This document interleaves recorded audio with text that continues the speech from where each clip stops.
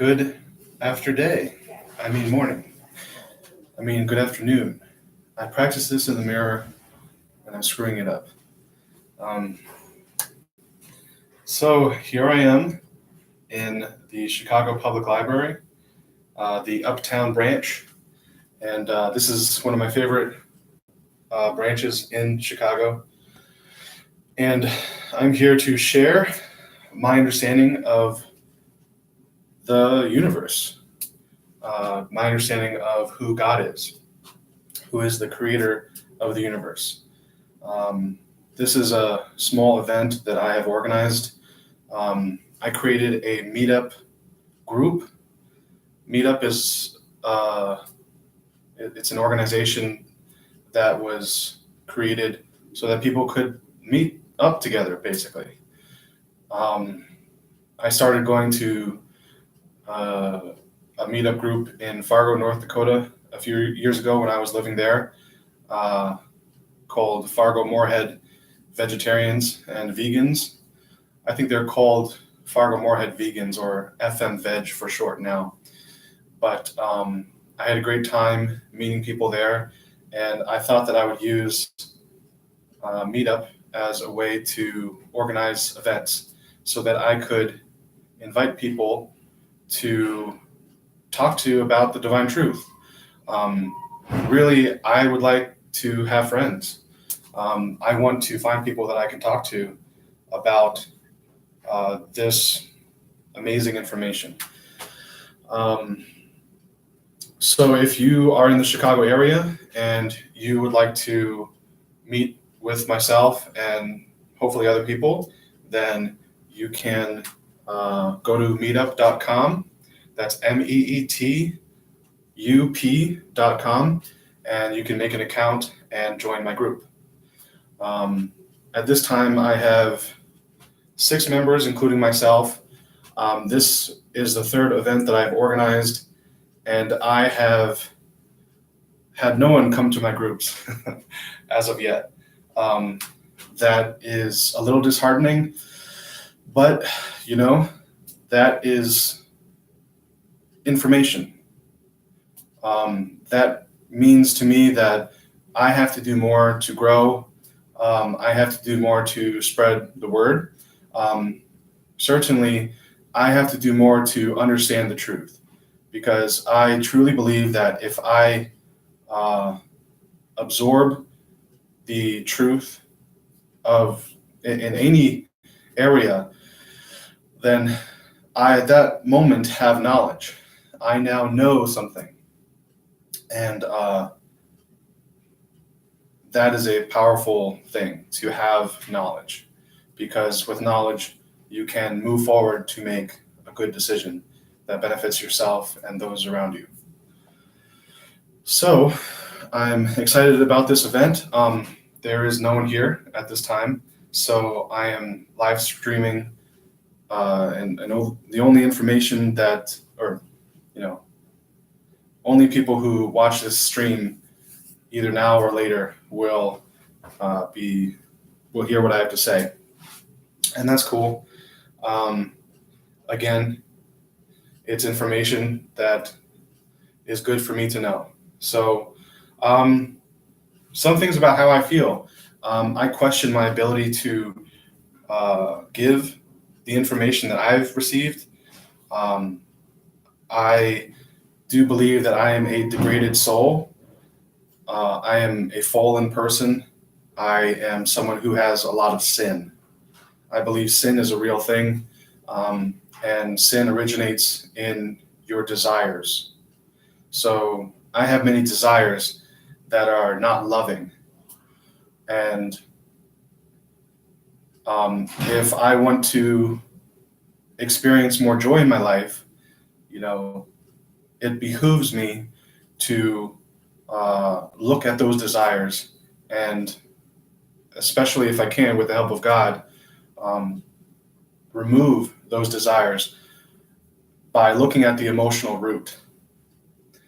I believe that as I remove the sinful, you might say evil desires, the unloving desires, I will then have a clean slate from which I can uh, develop some loving desires.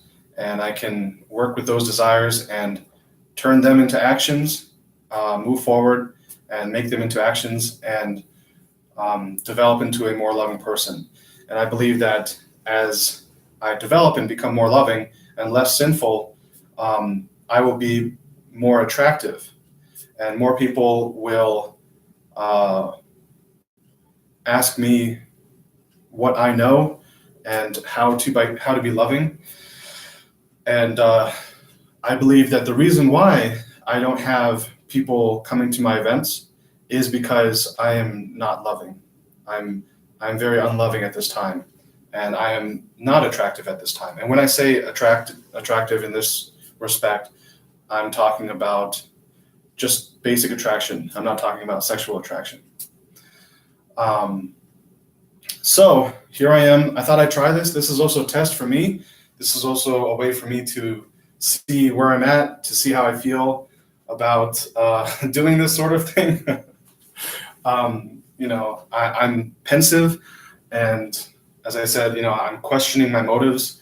I spoke to one friend who knows the divine truth teachings, and he felt that he could not support what I'm doing because I'm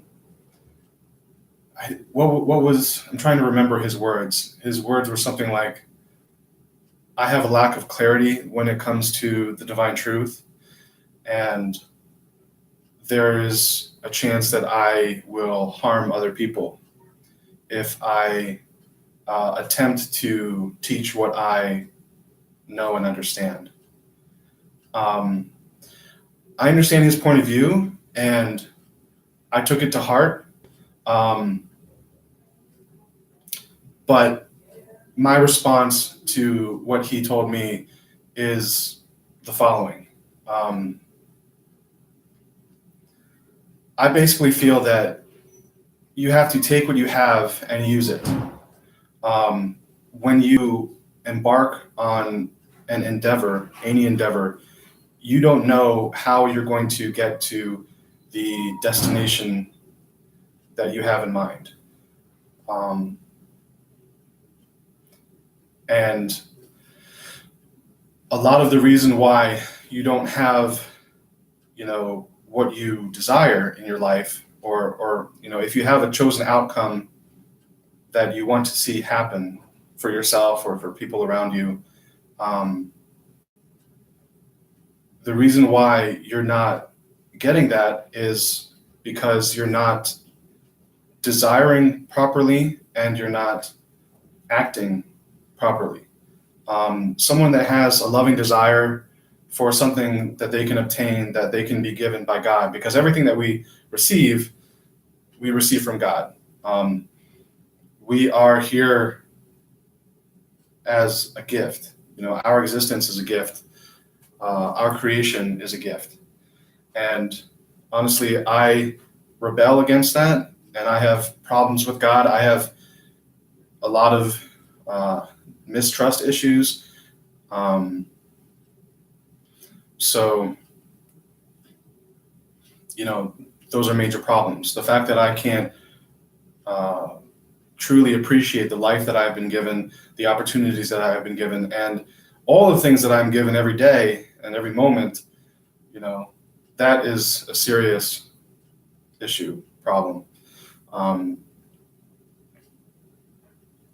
so what was I saying? I'm sorry, it kind of left my mind.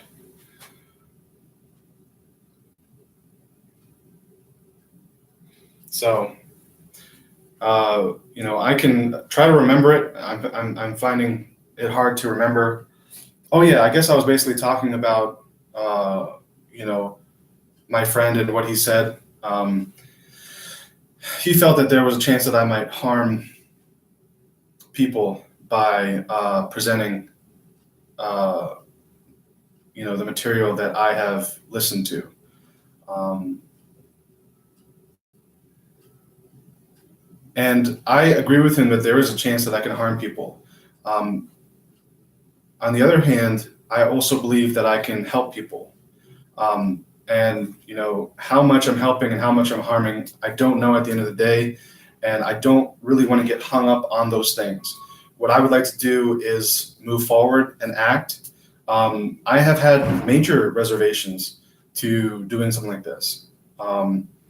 And I've questioned this very strongly, but I basically feel that it's better to act, to try, and in acting, you can experience all the things that have been holding you back. So I guess that's really what I wanted to say, which is that fear is often what holds us back. Fear holds us back from desiring. Fear holds us back from taking action. So if you may not be able to, you may not want to feel your fear in your comfort zone, in your home, in your bed late at night, when you go to the job that you've gone to, that you might have developed some level of comfort from, your job situation. And, in your comfort zone, you don't really want to experience your fear. So a good way for you to rid yourself of the fear and to remove the fear, because fear is an emotion that can be removed, is to act, is to move forward. And you may not know, what the best thing to do is, because for most of us, we've been acting in accordance with our fear. We have been saying, it's too scary to do what I think might be the right thing. It's too scary to talk to this woman. She might reject me.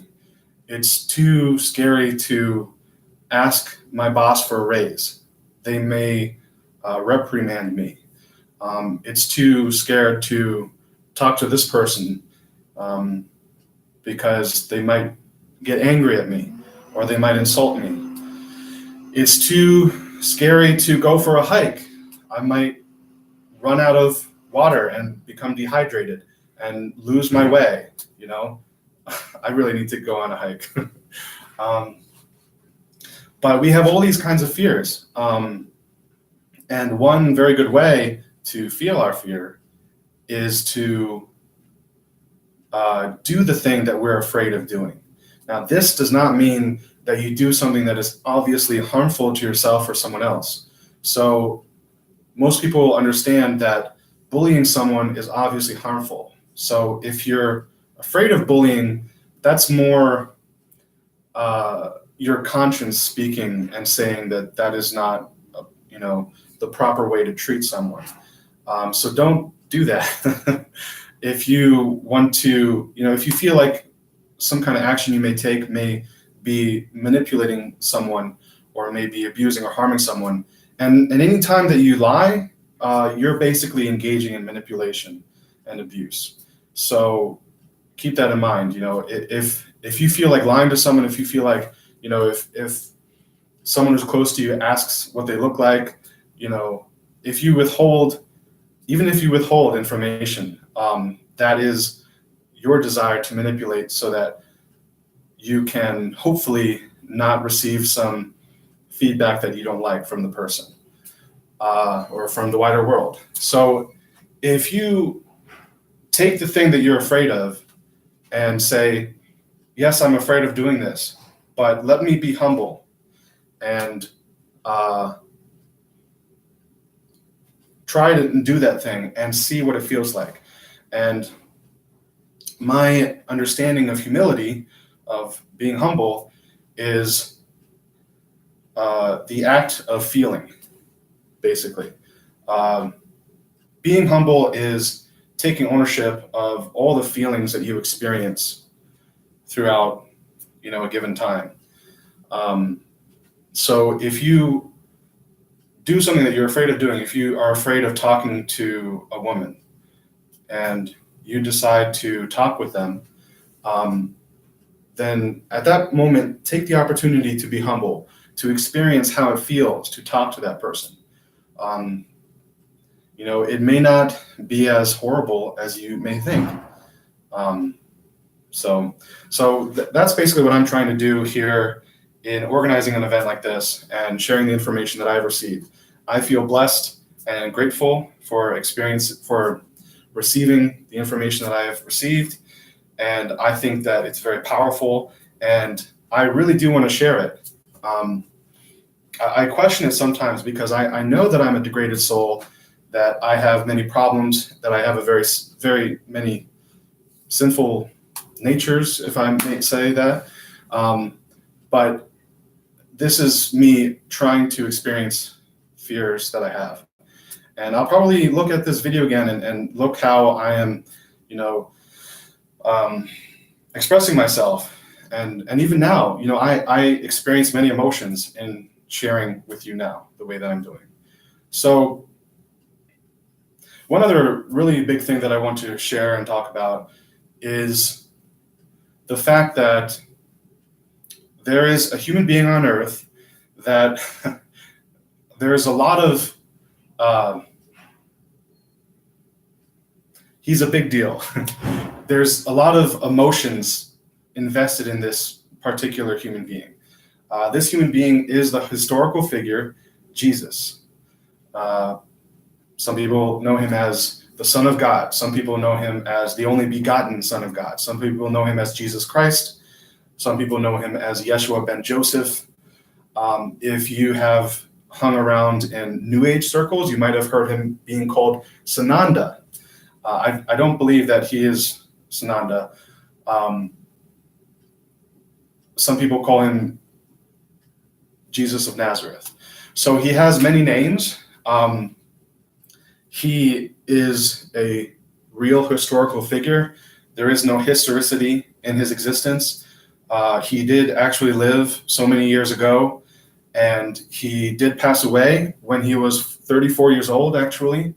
And he did not pass away on a cross. He passed away on a pillar or a stake. So it was one long wooden thing that he was nailed to, and that resulted in his death. So this figure, in the first century, there was information that described his teachings. There were people that put his teachings onto, I think, papyri at the time, papyrus, and the collected books we know as the the Gospels. So that's Matthew, Mark, Luke, and John. And there was also the Apostle Paul, or whatever you want to call him, who related some experiences. But this man has said that he may come again. And many people, especially Christians, have been waiting for his return. I grew up in a religion where, there were worshipers who believed that he would return. And lo and behold, the man himself, Jesus of Nazareth, Yeshua ben Joseph, is back on the earth. So that is very interesting information. I feel personally blessed that I have found this man. In true form, he is here wanting to teach once again. He is here clarifying many of the teachings that he gave in the first century, because many of those teachings have been, kind of screwed up over time, adulterated, you might say, little by little. And so, that's the reason why I am giving this information out, because I have been privy to the teachings of Jesus, the true teachings of Jesus. And I find it extremely profound. And a lot of people that I interact with and dialogue with do not find it profound. And so part of the reason why I'm sharing in this way, organizing an event, inviting people to hear this information, is because I want to associate with people that actually have a genuine desire to learn the truth of the universe. And basically what Jesus is sharing now is the truth of the universe. And what he calls it is the divine truth. And in using the word divine, he is expressing the idea that it is God's truth. So this is the actual reality, the way that things are in the universe. So if you have been wondering, why am I here? What is this all about? Where am I supposed to go? What's it all for? These teachings are answering those questions. So I think it's profound. I think it's amazing. And I'm here to share. So I feel a little strained. I feel like I want to stretch a little bit. I don't often stand up and share that much. In this way, it's kind of a new thing for me. I'm kind of a homebody. I'm kind of a lazy dude. My mother used to call me roly-poly because while she was cooking a meal, on the stove and the countertop, preparing vegetables or whatever, I was there lying on the kitchen floor sometimes, just like, why am I here? What's going on? Just laying on the ground. So she used to call me roly-poly when she had to walk over me or when I was in her way. So that's one thing. The other thing that I have to kind of pull myself out of, what you might call laziness or sloth. So it's very important that you are aware that I am sharing information that I have already received from Jesus. And I don't claim ownership of this information, and I don't want to use information that someone else has given in the sense that it's copyrighted. Jesus did not copyright the teachings that he has given. These are just teachings. It is knowledge and information that he wants to share with other people. I think that it's important to give credit where credit is due. And so I want to credit this man for what he has brought to myself and to everyone. So I actually would like to implore yourself to find this gentleman, find this man. I don't think he would think himself as a gentleman. Gentleman is kind of like an old word. But I would like to implore that you hear this information from the horse's mouth, as it were. I don't know what the expression is, but and I would also say that he will give it to you in probably a much better way. I don't know why you know me. I don't know who you are necessarily. I may have been acquainted with you at some time, or you may have found my videos on YouTube and you may have been drawn to me in some way. You might think that I'm the best person to give you this information. I personally believe that while I can give you good information, Jesus is better at doing this. So I am totally fine with you stopping this video now and finding the information that Jesus is giving right now. Jesus has a website, which is divinetruth.com. I wonder if I should write that. Why not? I'll write that. So he has a website, divinetruth.com. divinetruth.com. I wonder if you can see that. I hope so. I think so. Okay. And he also has a YouTube channel. Yes, I know. Jesus of Nazareth has a YouTube channel. Why not? In the first century, he gave speeches and lectures or seminars, much like he's doing today. He just didn't have the benefit of, internet technology and social media. So now that he does have that in his return, you might say, he is using it. And why wouldn't he?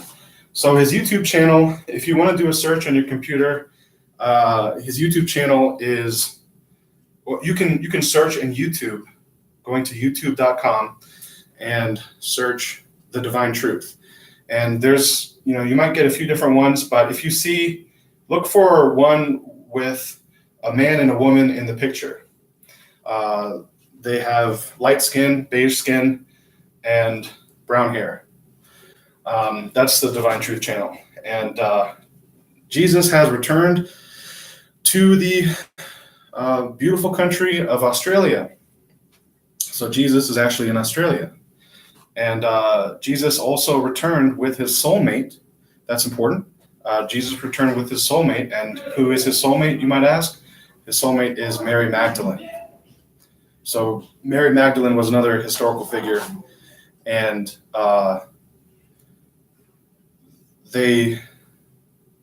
Jesus and Mary were destined to be together, essentially. And they actually were together in the first century by our own time reckoning. And that is not recorded in the biblical text. So anyway, you can go to Jesus and Mary's YouTube channel. This might sound a little far out, but it's true. And, I really implore and recommend that you find this material. So their YouTube channel, you can search for it, as I said, in the search bar of YouTube if you look for Divine Truth, but you can also go and use this link here. And that is youtube.com/Wizard Shack. And that's youtube.com/Wizard Shack, WIZARDSHAK.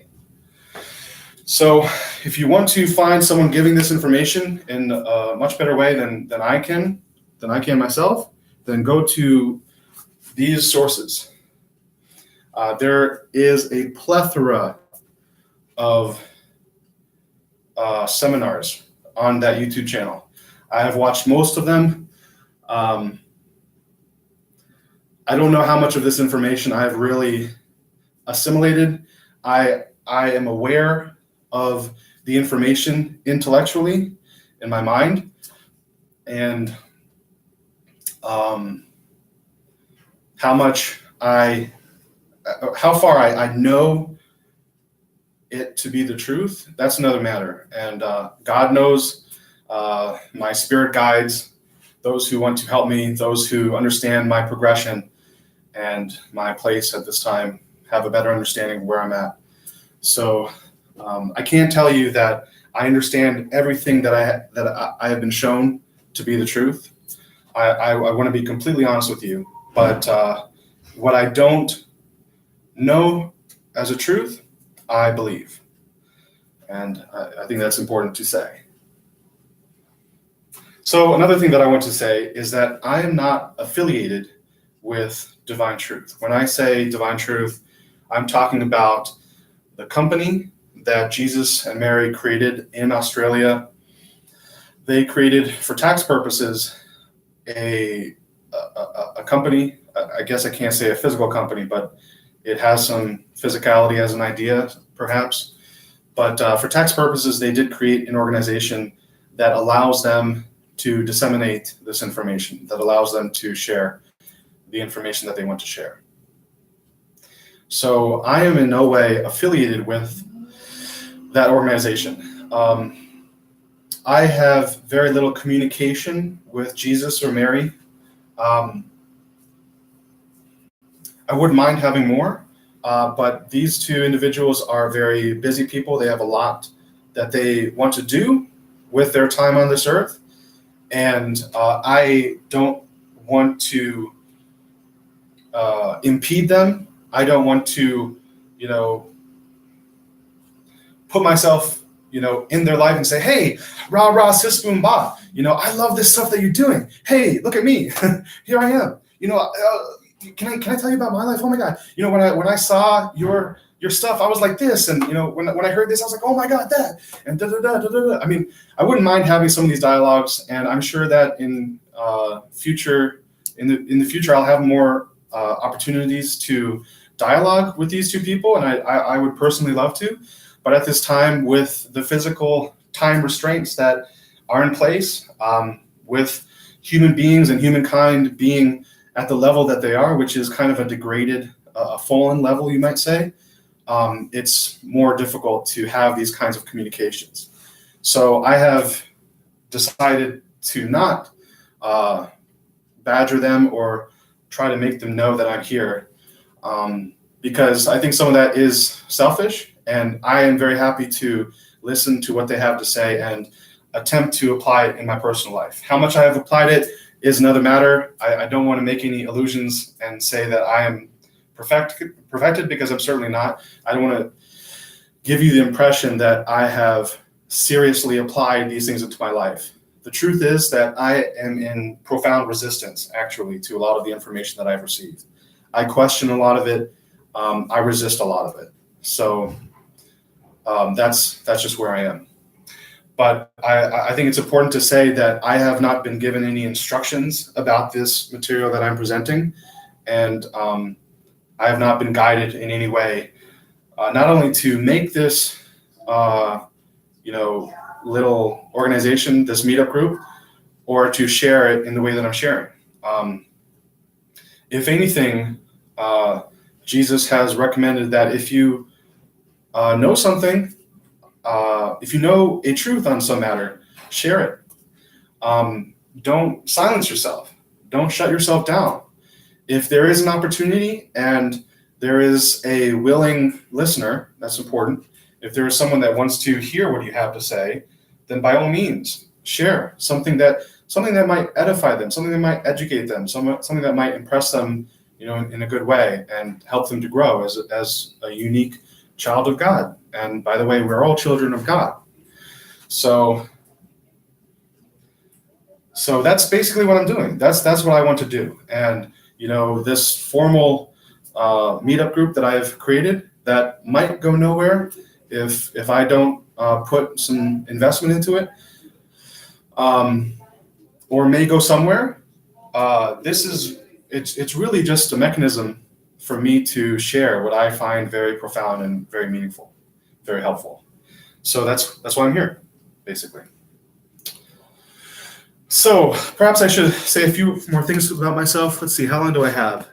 I have this room until 4:45. That's in about another 45 minutes from now. So I guess I want to say a few more things about myself and how I found the Divine Truth material. And I'll try to get through it quickly, but as best as I can. So the first thing that I can tell you about myself is that I was raised in the state of New York. I'm 33 years old right now, by the way. But I was raised in the state of New York. I was raised in upstate New York. I was actually born in New York City, but my family was living in Long Island. And when I was 2 years old, we moved to the little village of Red Hook, or the town of Red Hook, which is a very small town about 2.5 hours north if you're driving from New York City, about 2 hours south of Albany, which is the state capital. And I was raised in a particular church that is commonly known as the Unification Church. You might also know it as the Unification Movement. There's a derogatory word that has been used, which is called the Moonies, where people of my faith were called the Moonies. And the way that term came about was from Reverend Sun Myung Moon, who was a Korean man, a man from Korea. He was actually born in Korea before the nation divided into two separate states, North Korea and South Korea. He was born in what would now be North Korea. And he basically, he believed that, let me tell you a little bit about Sun Myung Moon, why don't I?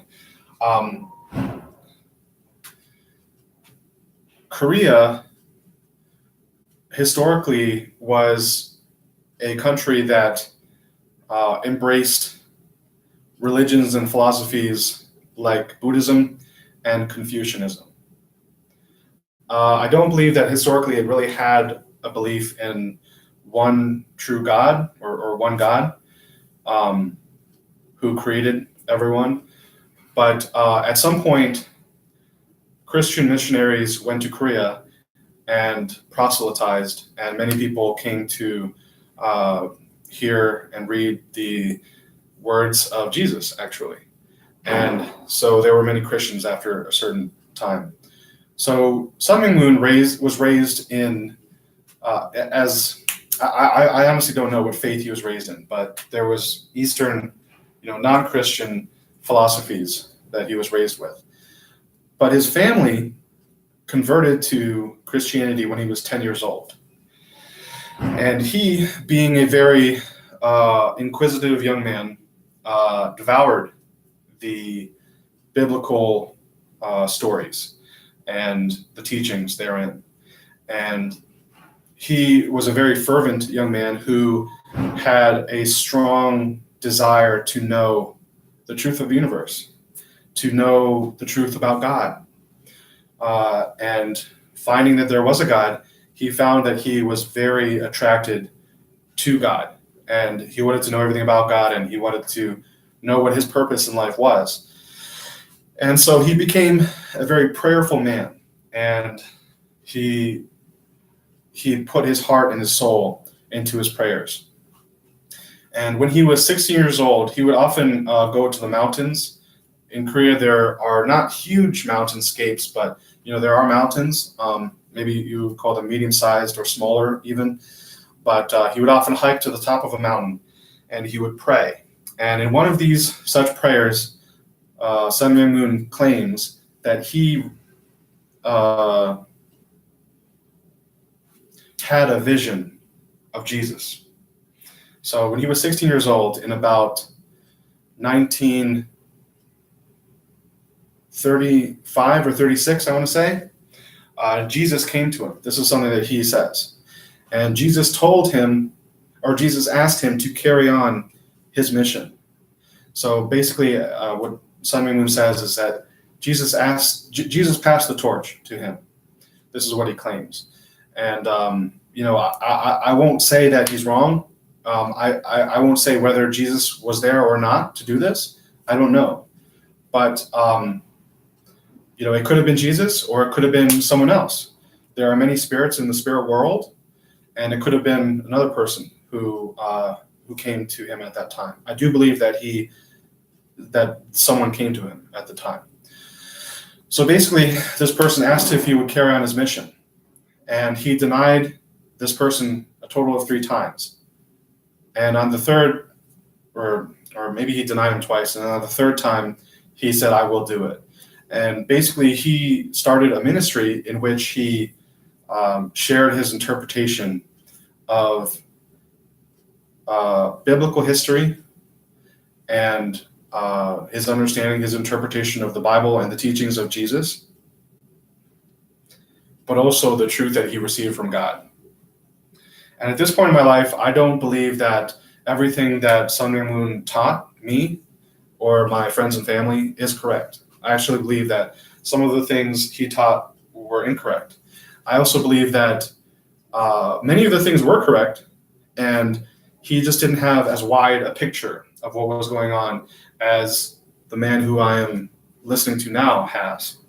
So Jesus, I do believe, is sharing with me a bigger picture. And I believe that that's because of my own interest in what the truth of the universe is.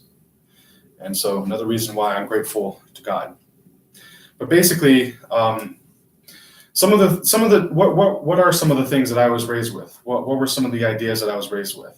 One idea is, I don't know if you can see it, but the idea that God is a masculine God and a feminine God. And the way that I was taught was that God has dual characteristics. So God has a feminine nature and a masculine nature. And that was sometimes represented by the yin and yang symbol, or yin and ang. And what I was also taught was that there were 2 original ancestors, that we did not evolve from lower life forms. And these 2 original ancestors, Adam and Eve, had a sexual fall. Basically, what I was taught was that there is a process of growth, a process to becoming mature, and and God's will was that Adam and Eve would become mature before they would have sexual relations with each other, before they would conjugate and experience sex with each other. And they did not do that. They actually they formed first Eve formed a sexual bond with Lucifer or Satan, the fallen angel, and then Adam formed a sexual bond with Eve, who was fallen through her bond with Satan. And I was taught that this created this was the fall. That act was the fall, and the reason why Adam and Eve mythically covered their private parts with fig leaves or whatever was because they were ashamed of what they had done. And this, by the way, these are all,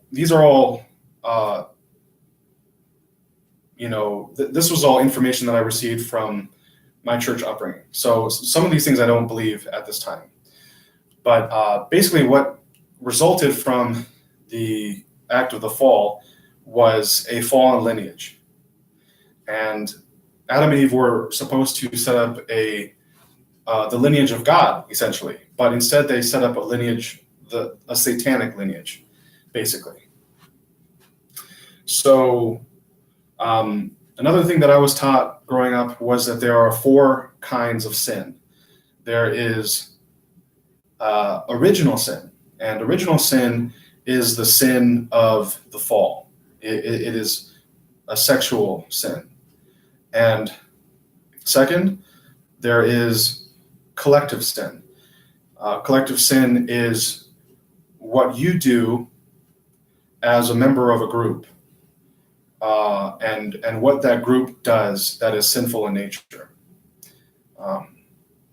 So if you don't stand up for the truth, if you don't stand up for what's right in that group, you are sinning collectively. The third kind of sin is ancestral sin.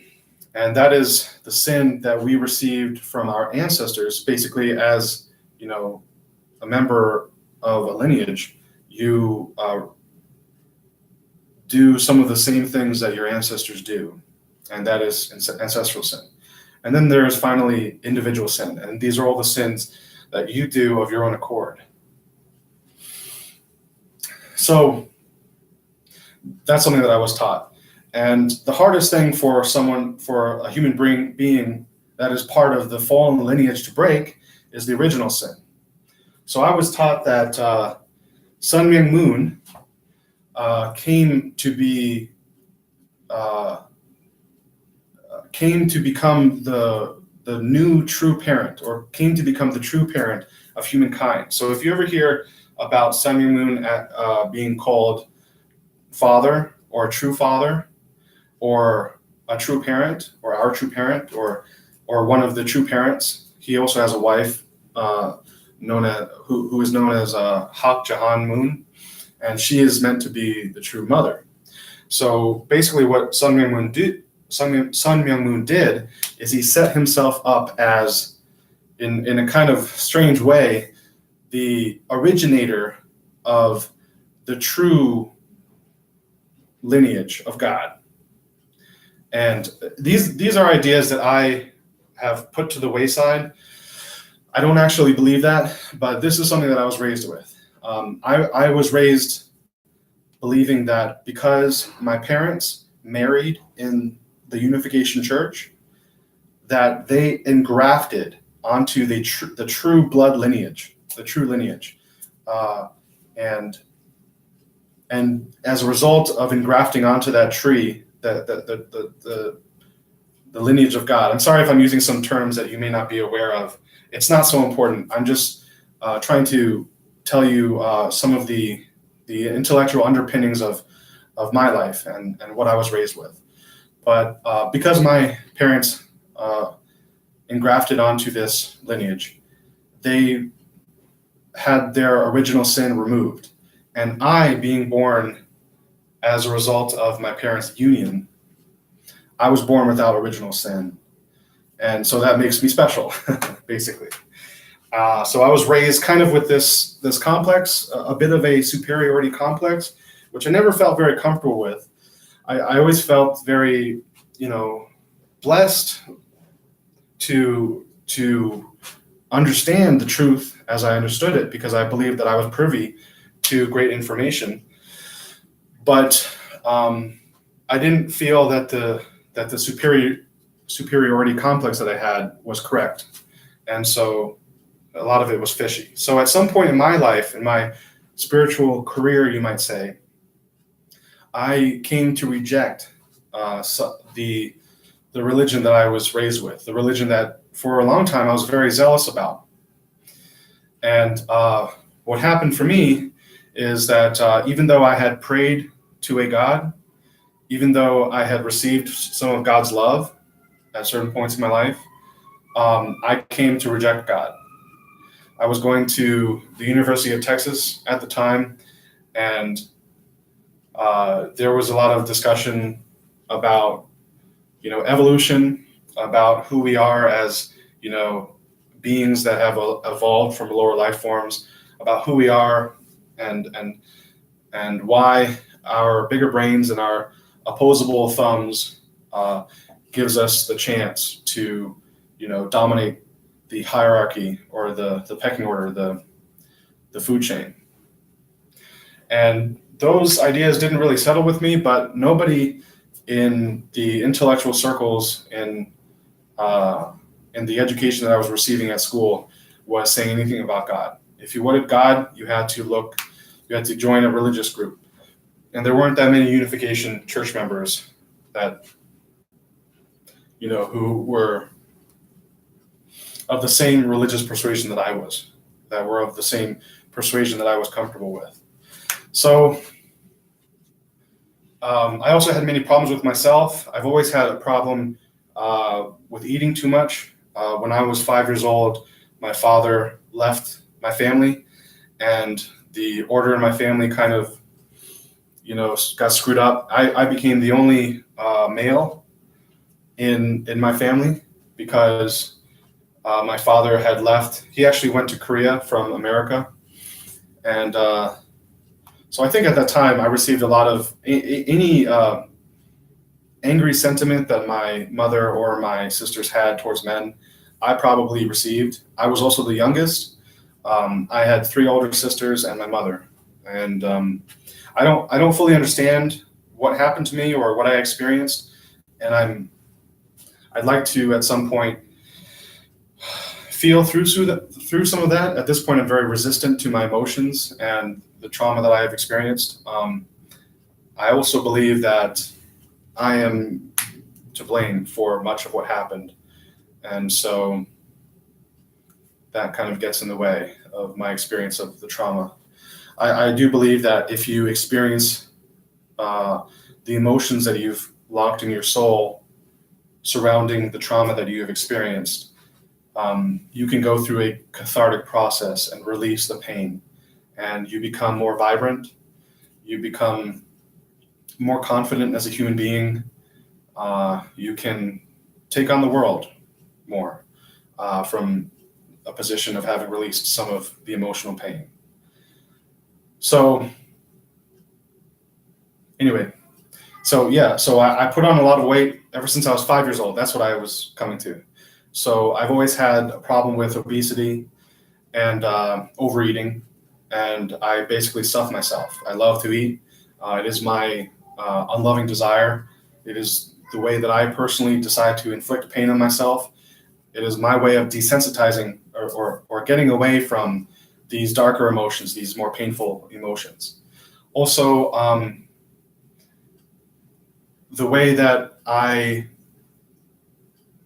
was taught that as far as how I would find a mate or a partner in my life was that I would be matched with another woman, and she would become my eternal love partner.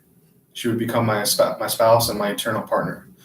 And wasn't really my decision so much who it should be.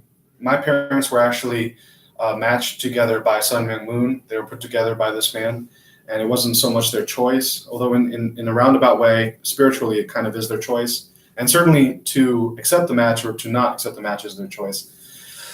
But, as far as, the traditional Western way of dating or courting and marrying someone, that is not the experience of my parents.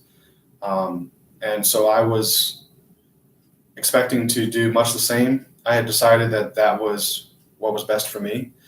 And my first experience doing that, which I was actually matched by the same man, he was much older at this time, maybe in his 70s or 80s.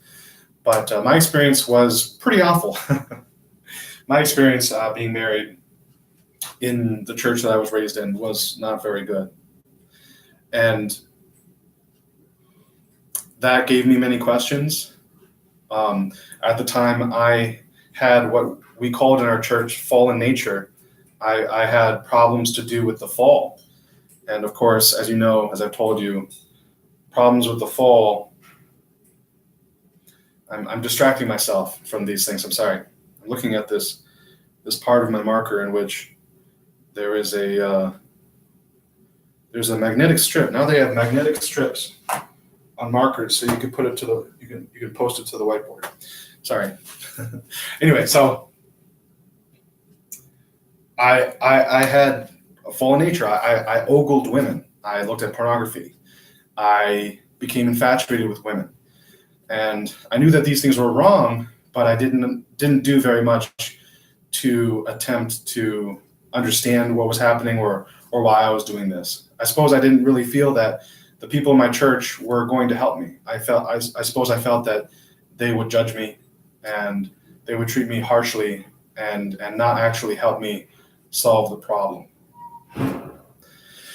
And so, I was very confused about all these things. I was very confused on sexual matters. I personally didn't masturbate until I was 19 years old, which is later, from what I understand, from compared to the majority of people. I believe that touching myself was wrong, and that the only person that should touch my penis was my eternal love partner, who I was not yet with, and who the first time that I was in a relationship, thanks to my church, that didn't go very well. So, and by the way, I found that I wasn't very attracted to the woman that I was attached to. So that made it strange. So that was, I'm describing two things that kind of, in my reckoning, drove me away from my religious faith. I suppose a third thing would be just my confusion about the church that I was raised in. A lot of people did not believe the things that I believed in.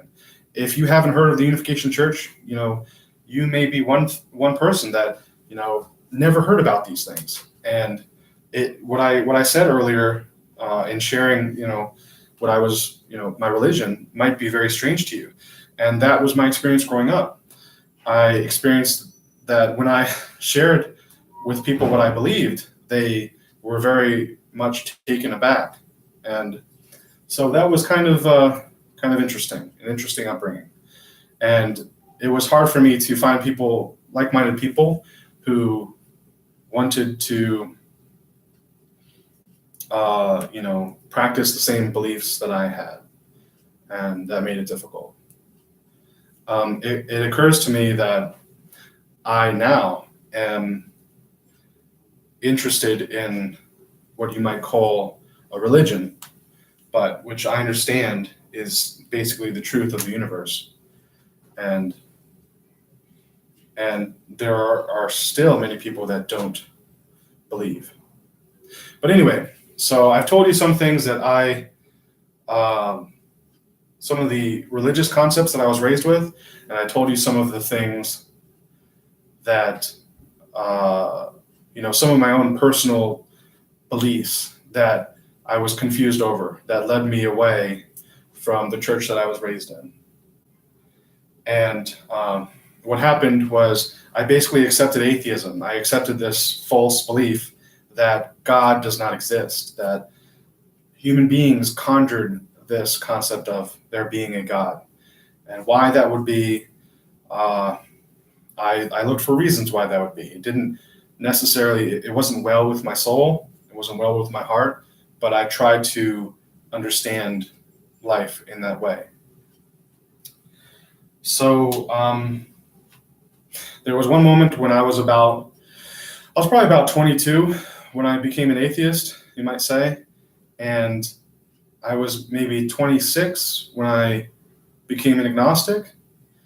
And that moment was, I was driving in a vehicle with a coworker of mine.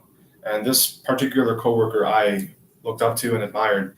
And I asked him if he was an atheist like me. And he said, no, I'm not. And I asked, why not? And he said, because they don't know either. And that really stuck with me. To me, if these people that I were looking for information from, these atheists, militant atheists like Richard Dawkins and others,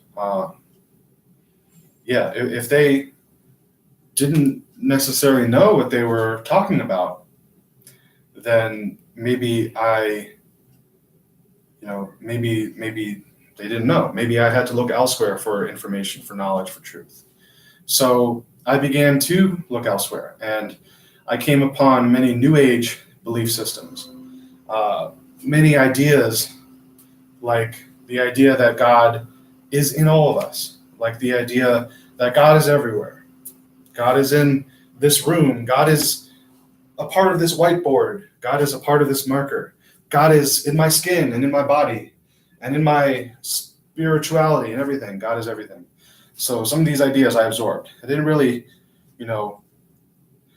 love some of these things that I was hearing, but I followed some of these ideas and principles. And part of what led me to Jesus is a deep desire to understand the identity of Jesus. So I didn't believe that Jesus was the only begotten Son of Man, or Son of God. I believed that I was also a child of God. I didn't believe that Jesus died on a cross to save us from our sins. I believed that we committed our own sin and it was our own choice. And I was listening to many people that would channel spirits. There was a lot of channeling in the New Age community.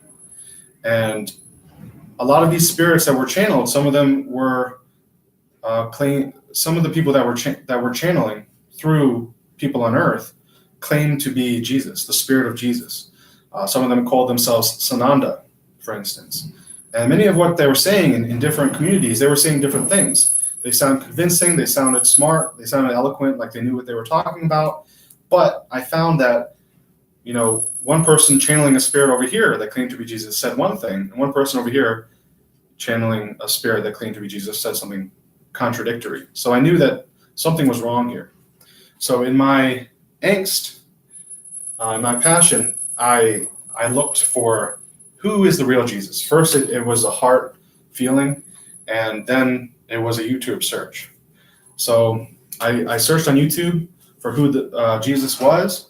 At this time, I was more than agnostic. I called myself a believer in God, and I found the divine truth. First, I found this a Russian man who claimed to be Jesus, and then I found Alan John Miller, who claims to be Jesus, and the rest is history. This was back when I think it was the winter time. I was around 27 years old, so I've been listening to what Jesus has to say for about 5 years now. And what I found was rather interesting. And in the limited time that I have, about 15 minutes, I want to share some of what I found.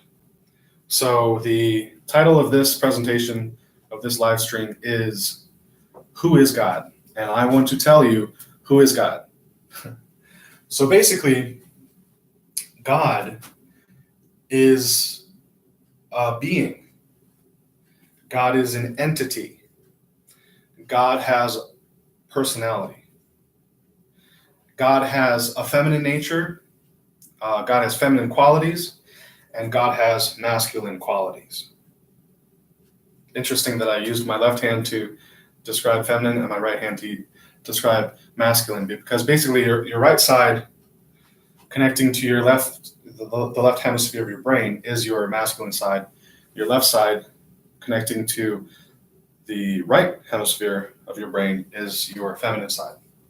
So we have God, who is a being with personality, who has feminine qualities and masculine qualities. How many qualities? We don't know. The length and breadth of God's personality, we don't know. That is a process of growth and understanding to grow in knowledge as to who God is.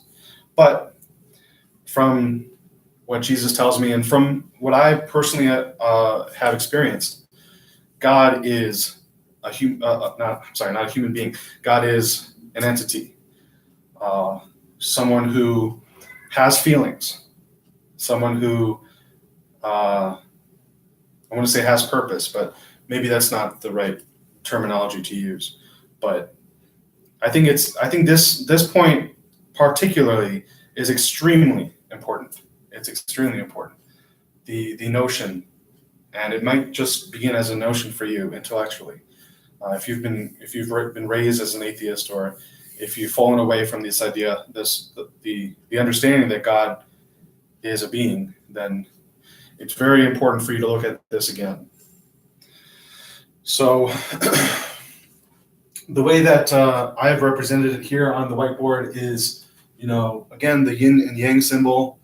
This side, let's say, representing the female, and this side representing the male. But the important thing to understand is that, God is perfectly whole in his, herself. God has no confusion about his, herself. And God, as I understand, knows everything. And I'm not sure if the term omnipotence, I suppose omniscience means to know everything. So God is omniscient.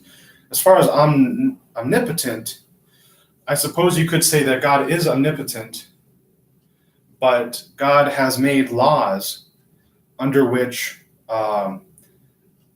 human beings operate. And God does not mess with the laws that he has instilled or established. So in that respect, maybe he's not omnipotent. But anyway, it's not so important. God is a real being. That in itself is huge. I recommend you spend some time reflecting on that concept. And hopefully you can commune with God and ask God, because God is free to, God is ready and willing to help you know about his, herself.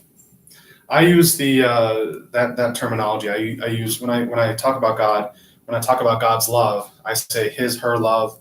When I talk about God, his, herself, I say his, herself. I say he, she, or she, he, because that's just the way that I do it. But the reason why it's important to know that God is a being is that you have to understand that God is someone that you can communicate with. So if you imagine talking with your parent, or talking with your best friend, or speaking with your child, you are speaking to another being, what we call a human being. And you know that this being has feelings of their own, has an attitude of their own, has thoughts of their own, and whether or not you want to persuade them to your way of thinking or not, you have to acknowledge that they have their own way of looking at the world. And God, believe it or not, has her own way of looking at the world. God, in fact, created this universe of which we are a part, this playground in which we dwell.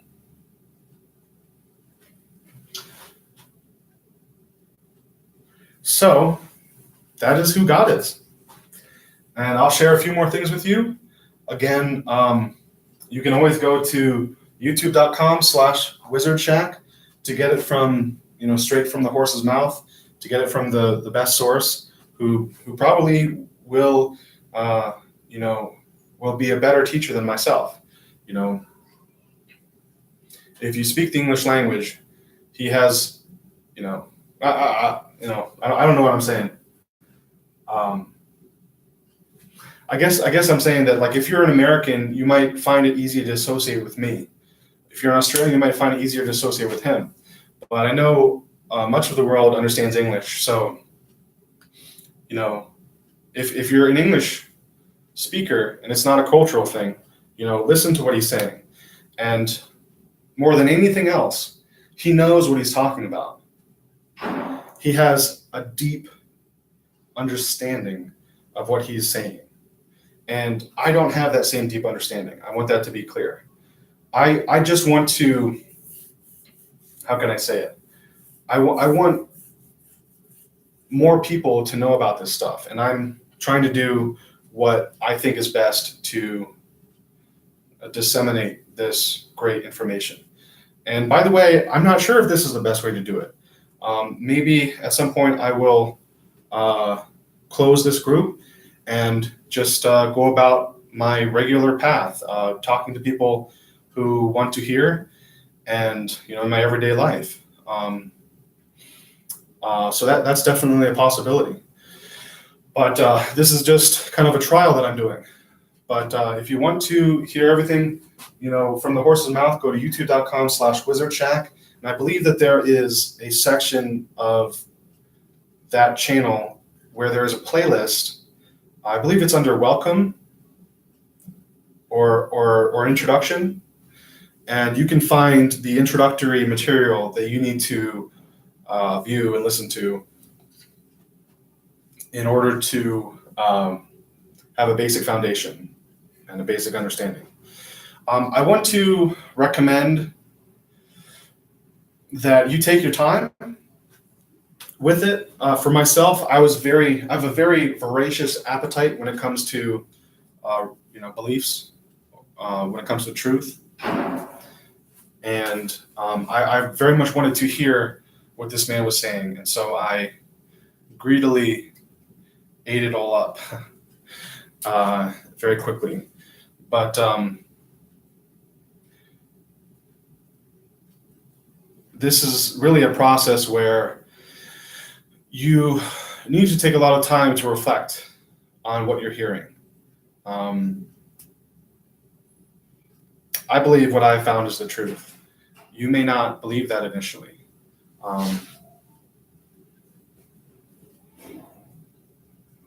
You're going to go about it the way that you go about it, and I don't want to tell you what to do. But I guess I just want to say that this is some pretty important stuff, and it's not small potatoes. That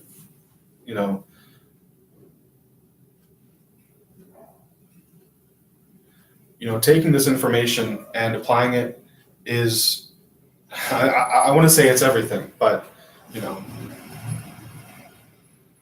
I don't feel that I can necessarily say that.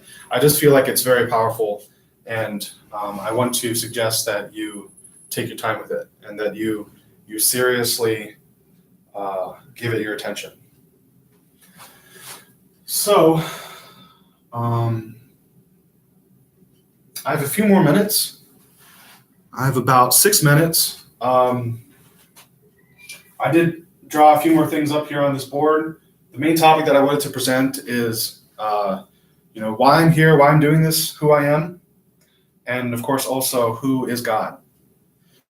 But I think I'll also share a little bit about who we are.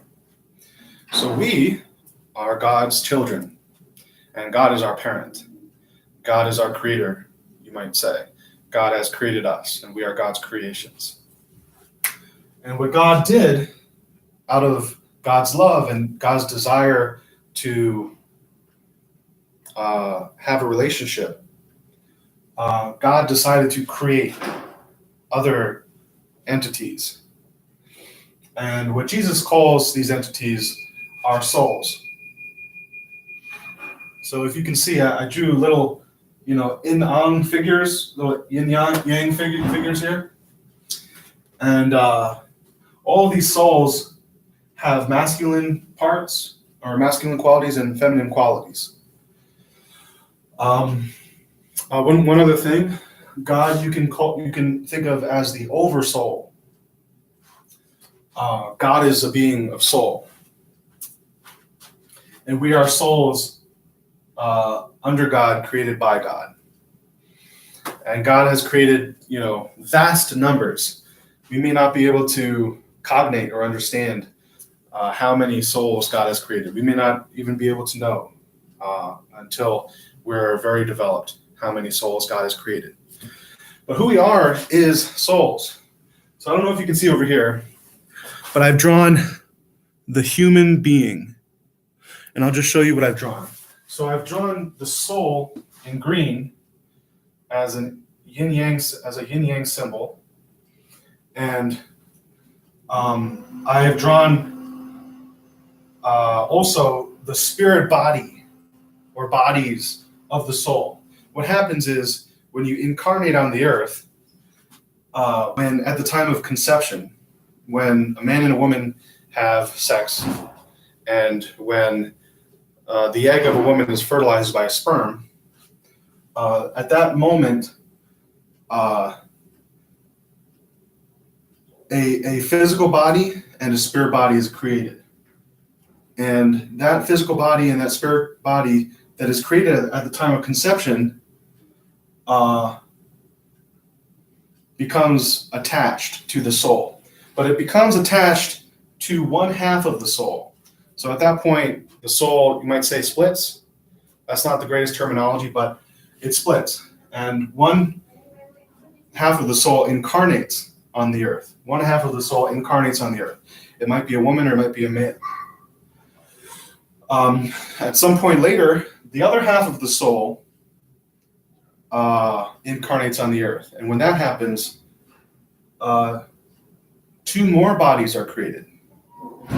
And those two bodies are the spirit body and the physical body of that half of the soul. So that's, to me, that's pretty powerful and profound information to know that this is not who we are, all that we are. This that you can see, that you can touch and feel, with your physical senses, it's not all that we are. In fact, you have soul senses, you might say. The truth is that you can actually feel this other half of yourself. And one way that you can think of this other half of yourself is that it is your soulmate. So you actually have a soulmate. I'm not sure if you're aware of that. And this person actually shares the other half of your soul. That's how close the connection is. So this person actually shares this, what you might call a body, this form of the soul with you. So in the case of Jesus, Jesus actually shares his soul with his soulmate, Mary Magdalene. And God is a little bit different. God actually is completely whole in herself, and his masculine and feminine qualities are perfectly enmeshed or perfectly together. But so important information here. You are a soul, and you have a spirit body, and you have a physical body. If you have passed from the earth, the connection of your physical body to your spirit body and your soul has severed. And now the physical body that you leave behind on the earth will deteriorate and go back to the stuff of the earth. It's time for me to wrap up. It's important to understand that the soul is who we are. The soul is who we are. The spirit body and the physical body are, as Jesus would say, appendages to our soul. So it's 4:45 right now. I have finished this meeting that no one has come to, but how that makes me feel is how that makes me feel, and it behooves me to feel those emotions that it makes me feel, and to grow from that. I'm very glad if you have decided to watch this video and decided to be exposed to the truth. It warms me to know that. And yeah, I suppose that's it. All right. Until next time.